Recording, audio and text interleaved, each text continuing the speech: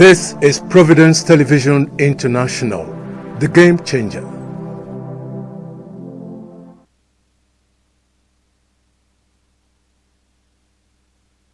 Welcome to the newspaper analysis on Providence Television International. My name is Ugbebo Ikekwa.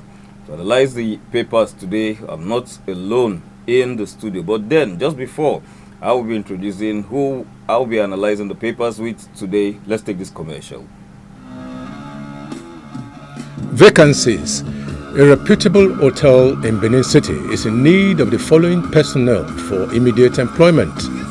1. Hotel manager. 2. Female receptionist. And 3. Supervisor and specialist in housekeeping. Applicants must be between the ages of 30 and 45 with at least 5 years experience. Qualification, at least an OND from a recognized institution. Computer knowledge will be an added advantage. Salary, very attractive with lots of fringe benefits. All applications must be accompanied by photocopies of applicants' credentials and CV, in addition to 2 referees and their telephone numbers. The applications should reach the advertiser on WhatsApp number 08033511599 or submitted at Providence Television International, 42 Igbesaman Street, Bairia Junction, Benin City, not later than Thursday, March 27, 2025. Please note that only shortlisted applicants will be invited for the formal interview. Signed, Management.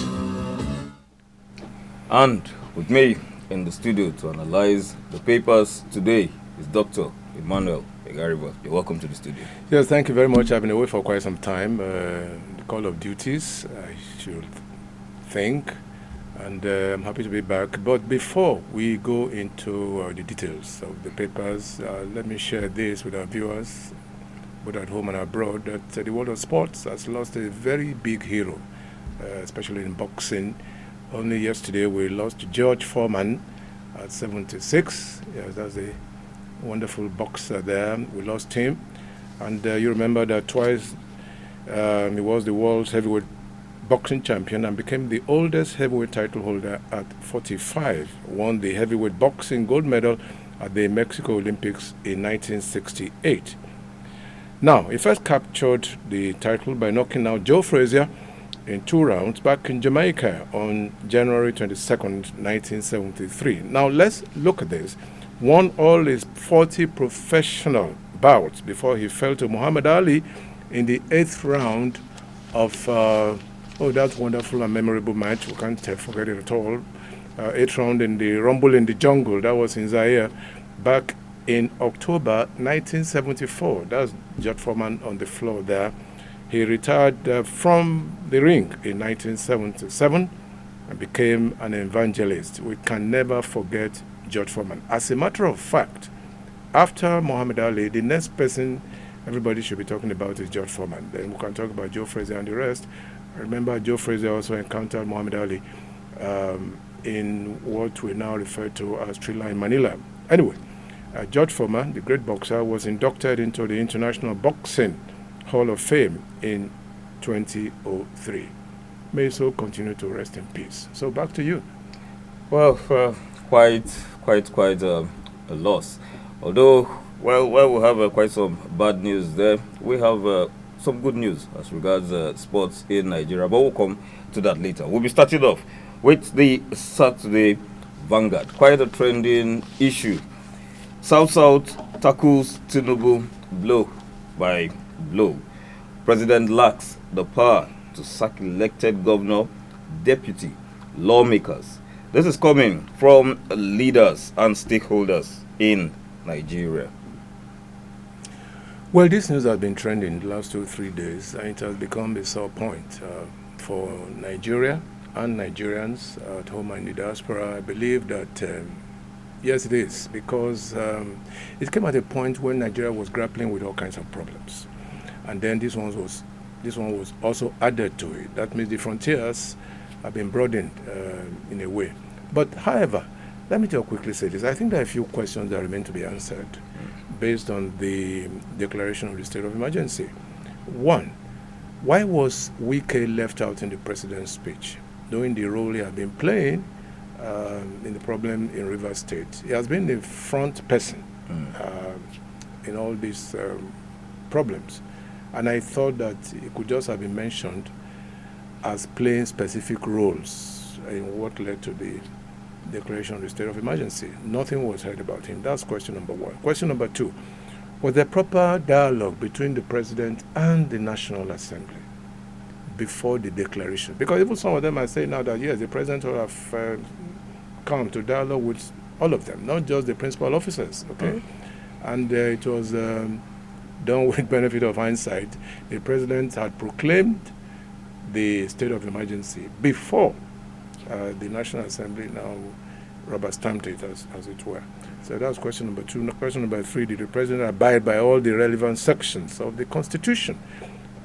Eminent lawyers and great analysts are saying that many sections of the Constitution were violated, particularly Section 305. Which does not empower him to do what he has done. Now, number four, why did the National Assembly rely on voice vote for such a serious matter? I thought, and everybody thinks, most people think, that there should have been a head count. All right, that's what happens in serious issues such as to get a two-thirds majority. Two-thirds majority. All right, people have talked about it. The international community has talked about it, and I believe that yes, truly speaking, is a sore point. Now, is it proper in our political evolution to lift or to leave the powers of governance into the hands of one man? In other words, we have a sole administrator there now, which is alien to our constitution, by the way, and he has the powers over the executive and the legislature. Are we doing the right thing? Are we doing the right thing in terms of our political evolution in this country? So these are questions that remain to be answered, and they will continue to haunt us for a very, very long time, I can tell you. So those are the issues. And, this will be of interest to you. Only this morning, I think, somebody sent a post to me. We can't do that now because of, for certain technical reasons. Yes. And there were these two people. One, the interviewer, and the other, the interviewee. And the interviewer asked him, how many states do we have in Nigeria? And the young man said, 37. He said, no, we have 36 states. He insisted we have 37 states in Nigeria. Okay. Now, he asked, which is the 37th state? I want you to react on this on camera. Which is the 37th state? And the man said, the 37th state, you want to know?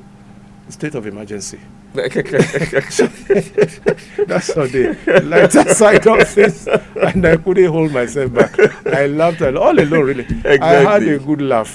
I said, look, Nigerians are making, well, I don't know, really. That's actually, but I think that's the bane of our problems. We take things always on the light side, because if we actually look at what is happening now as regards the declaration of the state of emergency, so many things have gone absurd.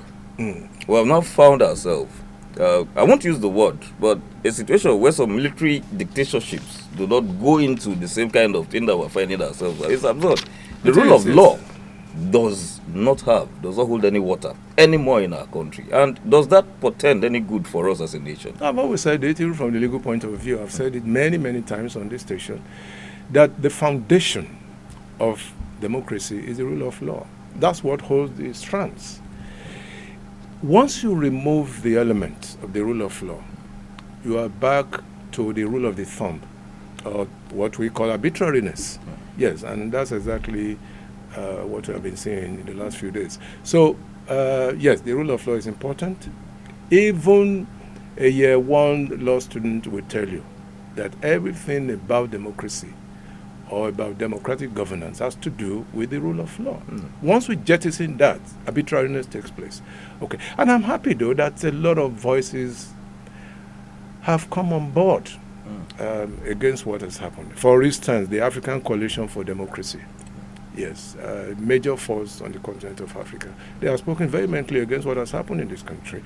The NBA, the apex body of lawyers in this country, they have spoken against it, citing examples from presidents and things like that, and also going by way of the Constitution to say that, look, Mr. President, you have violated this, and this. The NBA, okay, and very many prominent lawyers, among them top silks in this country.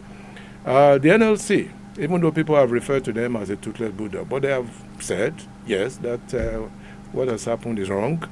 The ACF, Arewa Consultative Forum, they have spoken loud and clear. The Northern Elders Forum, they have spoken against it. PANDEF has spoken against it. The Middle Belt Forum has spoken against it. And the Catholic Church, of course, has spoken against it. So we must, and people are saying the same thing, the president must do a rethink. It is not too late to have a rethink and to look at things probably in a better shape. But the escape route will be for all these people, and I think that's what the PDP governors are doing at the moment. They are preparing to go to court to see whether we can look at it from a purely legal angle and framework. That yes, the court can undo what has been done. Okay. Yes, we are really looking forward to that. And this is the time to test. Of course, the judiciary, of course, will also be on trial. Let us see what the judiciary will say in this case. Yes. Okay, we'll not really dwell on this for too long, but the situation where the lawmakers happen to be the one who flouts the law, what's your take on that? They have always flouted the law. I mean, it's an atmosphere and environment of lawlessness. There's no doubt about it. Yes. I mean, look, a very typical example. The court gave an order the other day that, look, you must stop the proceedings against Natasha. Yes, they still went ahead. They went ahead, yes. And these are people who are supposed to protect the law. They make laws, and so they must protect the law. Right? They did not go deeply enough into the Constitution, how it affects the state of emergency. They just did it already. And in any case, why must we even, I said it a little while ago, why must we do it by voice vote? Exactly. A lot of people, eminent people across board, have spoken about that. Done by voice vote after the action had been taken. Exactly. Yes. Voice vote. No head count. And the constitution says you must count one by one and record those who are present at the proceedings. Right. But that was not done. In fact, they are even, well, I read it in one of the papers this morning that they have been accused of having taken money from here and there, although it's in a rumor mill. But in this country, you realize that what goes into the rumor mill, you must take a second look at it. That they were given, I think, $10,000 or $15,000. I can't say exactly now, but that's what they are saying. Yes, and a lot of money changed hands before that action was taken on the floor of the Senate or on the floor of the House of Reps. Well, we look forward to a better Nigeria. Talking about a better Nigeria as regards sports. For the past 20 years at the Amahoro Stadium in Rwanda, Kigali to be precise, Nigeria has never won a match. But something happened yesterday. We beat Rwanda 2-0. Let us go down to the front page of the Saturday Telegraph, where we have Osimhen's goals lift resurgent Eagles over Rwanda, rekindle hope. I think I like the bill. I mean, resurgent. I like the word there, resurgent Eagles. And the handler Chile has been doing some work. But I hope, can we see the profile of the teams? Yes, I think we can see the profile. The first, yes, South Africa top Group C with 10 points. Benin is second with 8 points. Rwanda is third with 7 points. Nigeria is fourth with 6 points. Lesotho is fifth with 5 points. Zimbabwe is sixth with 3 points. Our next match will be with Zimbabwe in Harare. Yeah. That's a tall order, I should think. It's a very tall order. We just hope we can win with a very wide margin and pray that the other matches will just go in favor of our adversaries. Exactly. Right? Yeah. So, but it's a tightrope to walk, and I believe that this is a test case for the coach.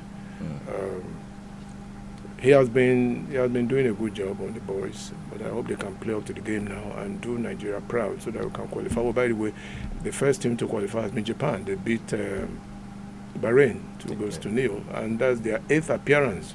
Japan will be making the 8th appearance at the Mondial. So wonderful, wonderful country. And so this brings me down to still Nigeria administration of football.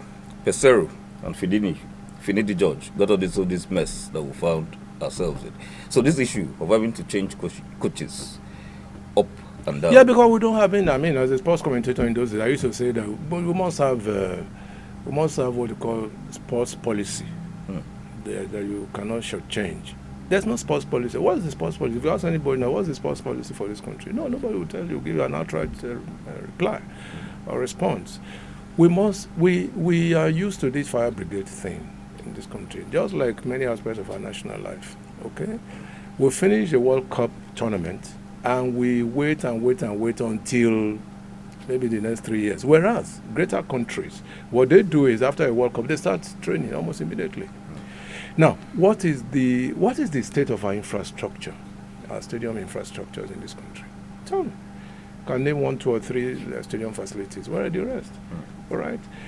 The administrators, what is their pedigree? The administrators we have had in the last few years. All right. What's their pedigree? How glued are they to passion in terms of football administration? No, nothing. There's nothing there. It's all emptiness. So, and that reflects in what we see in our football. Whereas countries, look at Rwanda, for example. Small countries, but they are coming up gradually, even though they lost to Nigeria. And look at the placing of Nigeria on the African continent. Exactly. Yes, far behind Morocco and the rest. Yes. Right. The reason is obvious. There is no consistency in what we are doing. Today we are up, tomorrow we are down. There's no consistency. Ghana is more consistent, obviously. Okay. Yes, Morocco, Libya, Egypt, they are more consistent in what they do. And we keep talking about professional football. I mean, there's nothing like professional football in Nigeria. Because in talking about professional football, you must talk about the facilities you have, you must talk about the welfare of I'm surprised to hear that from a sports analyst.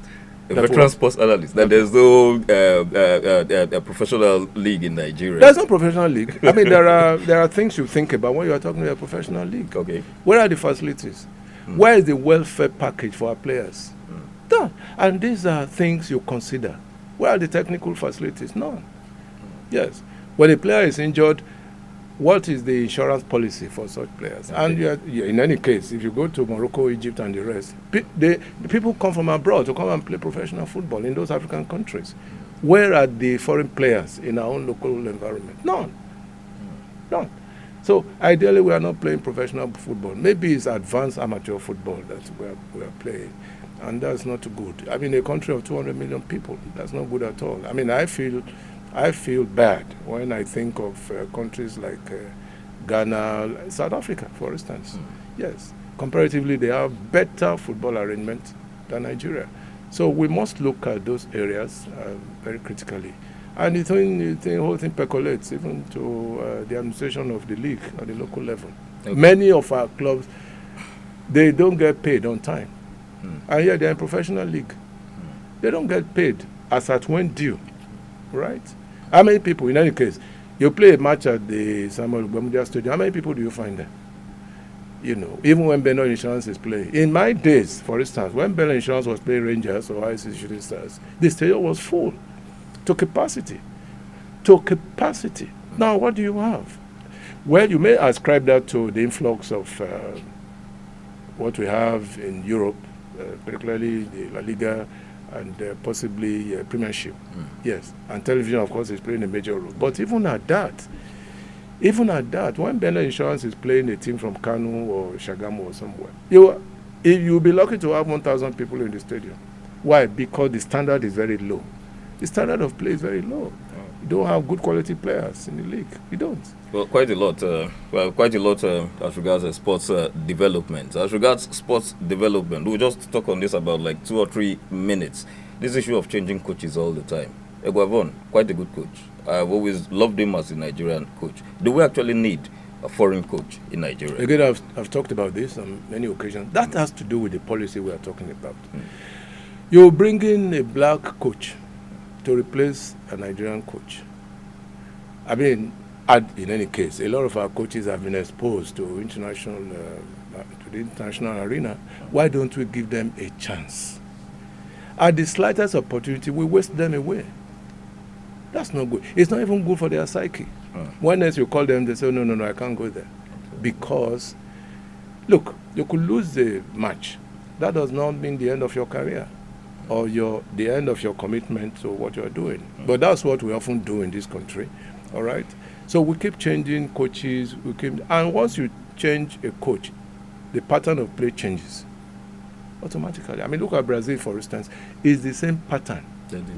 It's the same pattern. Look at England. It's the same pattern. We must have a few things here in between. But you know, when an English team is playing, you will know. Nobody needs to tell you.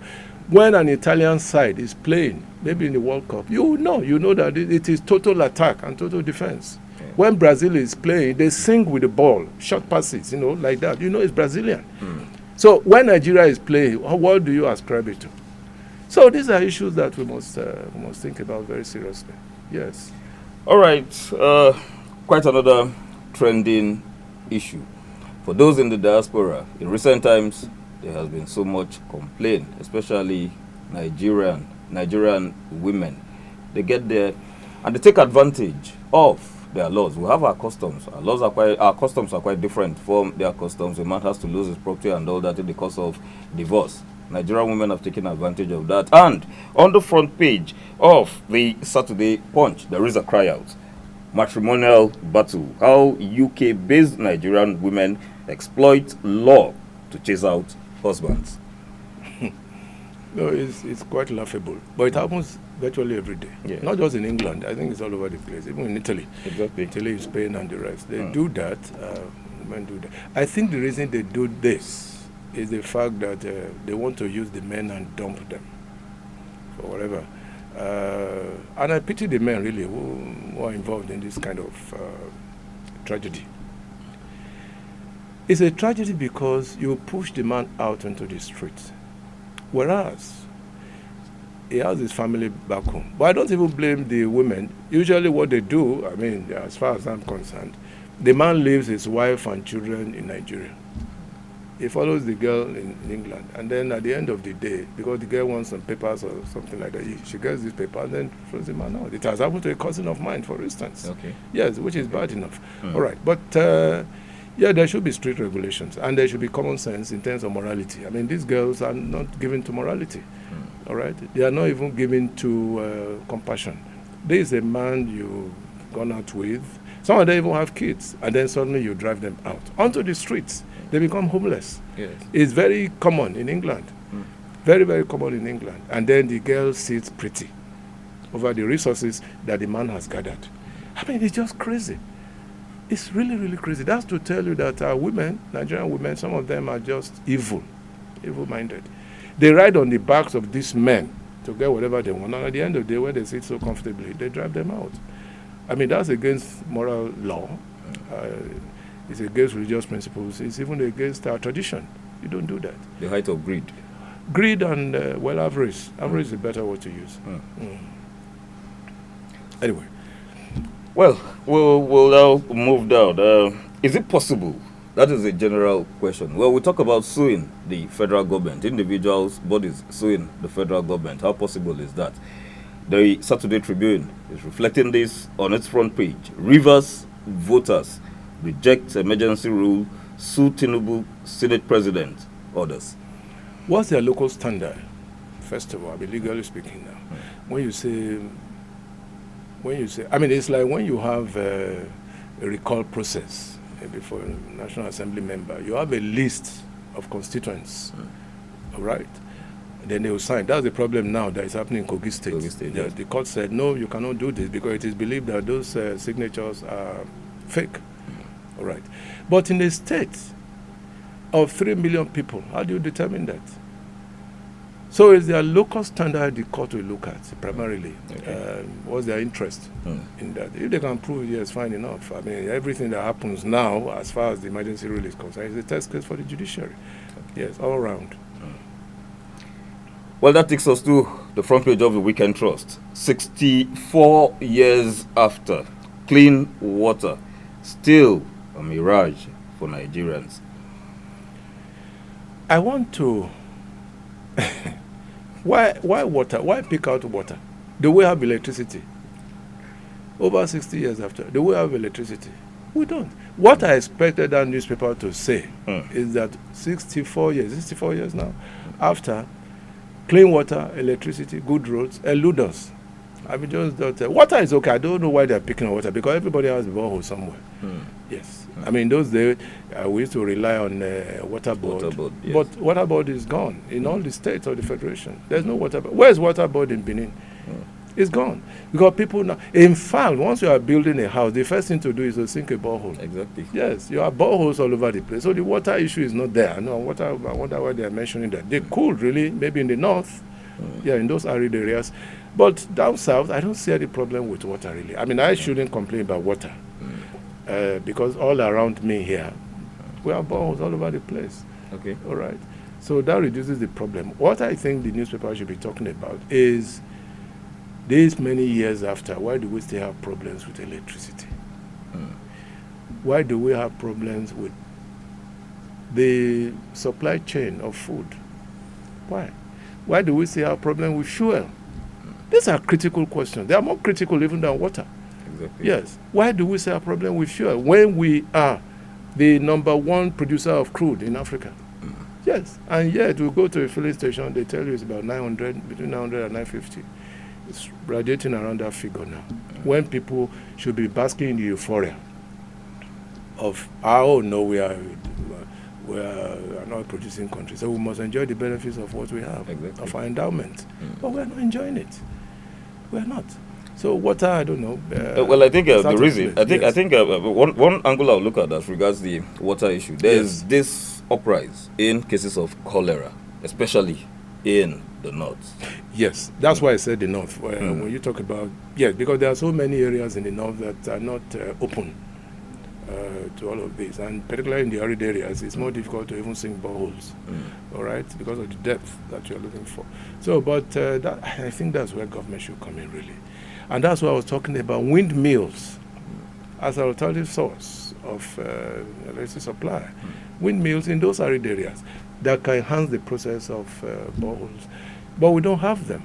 And we have the capacity to do all these things, right? But we don't. That is why why should cholera, malaria, and all of that, they've been wiped out of many countries in Europe completely. Yes, completely. They are alien to their lexicon. But today we are still talking about cholera. We are still talking about meningitis. Exactly. Yes, which should have been completely eroded now from our dictionary. But we still have them because public health is poor in some parts of the country. Very, very poor. Yes. Quite a lot of things to be looked at as regards the Nigerian government. We could go on and on today, but let us stop here because there are other programs coming up. As usual, the CEO, Providence Television International, has a parting shot. The parting shot today will still be on the emergency rule. Okay. All right. President Tinubu can make himself a hero if he does the rethink about this. By the way, let me also quickly say this. That in all of this, who are the losers? It's the people. Not wicked, not even Fubara. It's the people that are losing. Because they voted in the governor is not there. So they have been shortchanged. All right. And what's more, 6 months in the first instance, who knows whether the thing will go up to 1 month and 1 year and all that. Because it's a window of opportunities for the president to extend it or whatever. But he has an opportunity to make himself a superhero. If you can go back on it, there's nothing stopping him from doing that. Yes, listen to the voice of the people. I want to quote Bishop Godfrey Honor, the Bishop of Nsukka Diocese. And what did he say? I quote him, that a nation is doomed when its leaders are not afraid of protest, not afraid of reactions from the people. A nation is doomed in other words, when its leaders pay deaf ears to the reactions of the people. The Catholic Bishop, I know they say it the way it is. I mean, no holds barred. So I give thumbs up to Bishop Honor for saying that. And I believe that, yes, President Tinubu still has an opportunity to go back and to restore democratic process in Rivers State. And it's very simple. In all of this, have we called the stakeholders to a roundtable conference? All the stakeholders. I'm not just talking of stakeholders in Rivers State, all over the country. We have not done that. We have not. The Council of State has not even met with the combatants, right? And we need to call people from the organized private sector, all of them in a roundtable conference, and they will tell the president face to face what the solution should be. We've not done that. So I think that is one option that the president must look at very seriously. All right, we keep on looking forward to a better Nigeria. On this note, I want to say thanks for watching. Please stay tuned.